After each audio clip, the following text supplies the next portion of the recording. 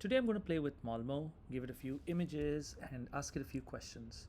So, AI2 is located in Seattle, and one of the iconic places in Seattle is Pike Place Market. So, I'm going to start with a picture of the entrance to Pike Place Market. So, let's start with an easy question. Just ask it, where is this?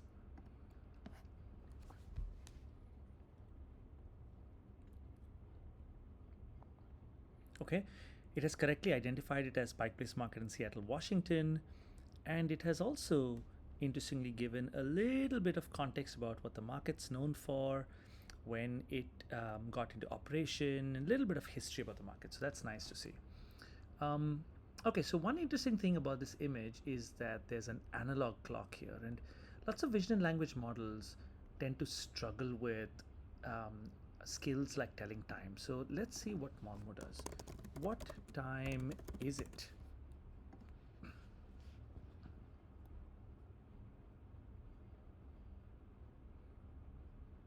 Okay, it has correctly identified it as 7:36.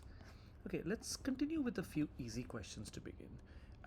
What is the weather like? I do see some blue sky. It appears to be pleasant. The sky is blue with some white clouds, indicating a clear and sunny day. It looks like a perfect time for outdoor activities or visiting the market. Okay, so it's nice that it has also written this answer in the context of this being Pike Place Market. Okay, um, okay.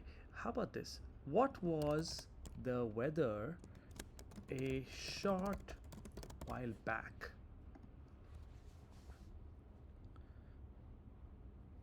Interesting. So now it says the weather was recently rainy. The cobblestone street in front of the market appears wet, indicating that it has been raining not long ago. So that's really nice to see. Okay, so we're at a farmer's market. So I'm going to ask it, um, I'm hungry, but I do not want to spend more than $20. Can you suggest what I should eat? Okay, let's see what it says.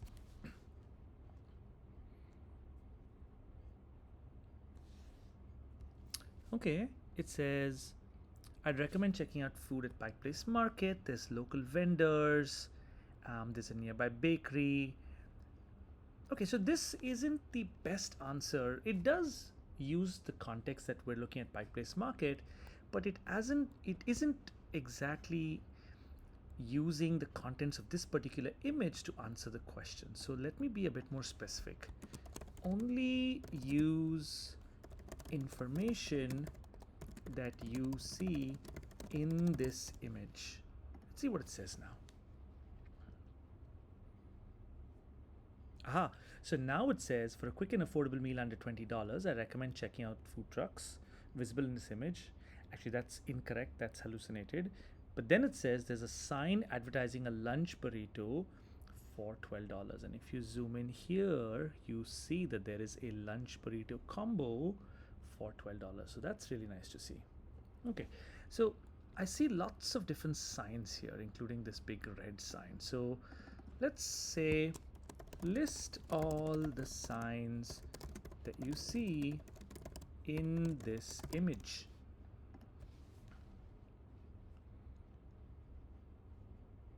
And it lists quite a few signs. So it correctly identifies Public Market Center, large neon sign, meet the, partially visible sign on a building. That's meet the. Interestingly, it did not write down the PR. Farmer's Mark, okay, partially visible sign on a building. Yield to pedestrians, okay. Pike Place, the road sign. Stop. Well, it should say no stops. Oh, interestingly, the no is actually occluded. Okay. Lafal and Market Theatre, which is down here to the left. Okay. How about I do one last thing here and say output this as JSON.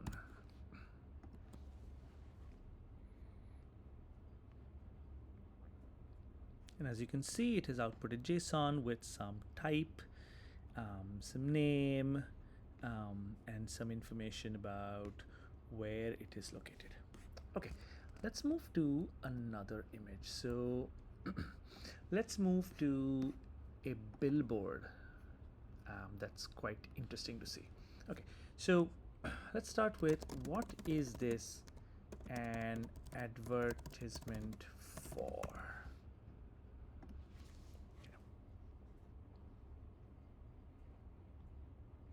This advertisement is for the new Mini car model. The billboard prominently displays the tagline, "The new Mini, the new original," along with the Mini logo. It's a creative, eye catching ad that uses a cutout of the car's silhouette on the billboard itself, with the actual car placed on top to complete the image. Okay.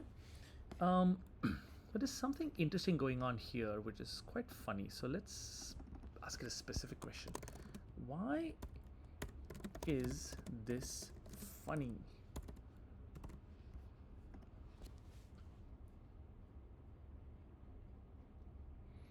Okay, the billboard is funny because it cleverly incorporates a real Mini Cooper into its design.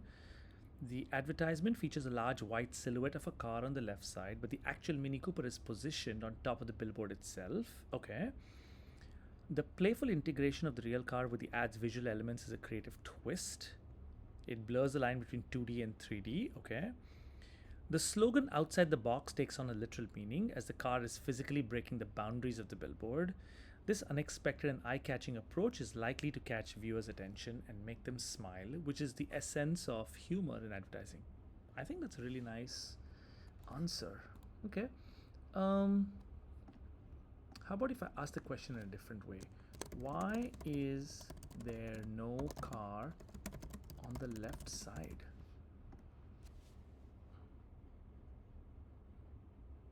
The billboard features a clever design that creates an optical illusion. On the left side is a white silhouette inside an orange outlined rectangle.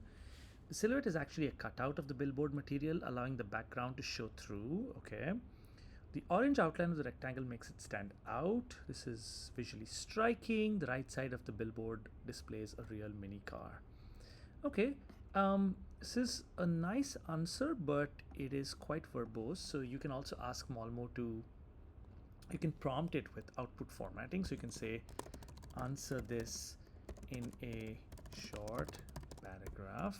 Maybe I'll be single paragraph. And then you get a bit of a summary of what you just saw, or you can just say, in a short single sentence, and then you'll get the answer in a single sentence. So that's really nice, where you can prompt the model to be verbose, less verbose, more verbose, and so on. Okay, let's move to another example. So here I have, which one was that? Oh, yeah, that's right. Okay, so here's an example of another pedestrian sign. And I'm going to say, describe the road sign.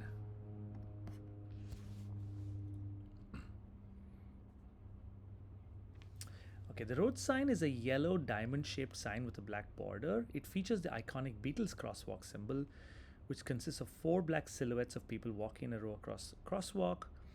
This type of sign is typically used to indicate a pedestrian crossing area. The sign's bright yellow color and distinctive design make it highly visible. So this is correct. It is the Beatles crosswalk symbol. It's actually from the Abbey Road album. Let's see if the model can identify that. What musical album does this road sign remind you of? Okay, it says this reminds you of the Beatles' iconic album Abbey Road. And then it says the iconic image from the 1969 album shows the band members crossing a zebra crossing. It's a clever and playful way to incorporate a piece of music history into everyday street furniture. Maybe we should have said into everyday street signs. Okay, that's nice. And maybe we can be a bit creative and we can say, give me a short, let's say 4-line poem that references the sign. Okay, let's see what it says. Yellow diamond gleams in the urban light. Four figures striding a familiar sight. A crosswalk sentinel, both bold and bright, guarding pedestrians on their daily flight. Great. That's really nice.